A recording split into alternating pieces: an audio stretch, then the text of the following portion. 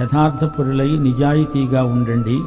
నీ బోధ, నీ సిద్ధాంతం అవతలి వ్యక్తికి అర్థం కాకపోవచ్చు గాని నీ జీవితమనే పుస్తకాన్ని అతడు చదవగలడు. నీ శీలము, ప్రవర్తన సరిగా ఉంటే అతడు నిన్నేమీ చేయడానికి భయపడతాడు. నీవు బాకీలు ఎగ్గొట్టేవాడివి, అబద్ధాలు చెప్పేవాడివి అయితే అతని దృష్టిలో నీవు హీనంగా కనపడతావు. నీ నీతి బోధలు అతనికి వినపడవు. నిన్ను ఇతరులు నమ్మదగినట్లు నీ ప్రవర్తన కనపడాలి. పత్రికలు పంచుతావా? మంచిది, గాని నీ ప్రవర్తనే ప్రజలు చదివే పత్రిక అని మరువవద్దు. కొన్నిసార్లు కొందరితో సమాధానంగా ఉందామని ఎంత ప్రయత్నించినా సాధ్యం కాదు. దేవుడే సహాయం చేయాలి.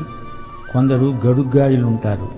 సాధ్యమైనంత మట్టుకు అందరితో సఖ్యంగా ఉండండి. అందరికీ కీడుగా కనబడేదానికి దూరంగా ఉండండి.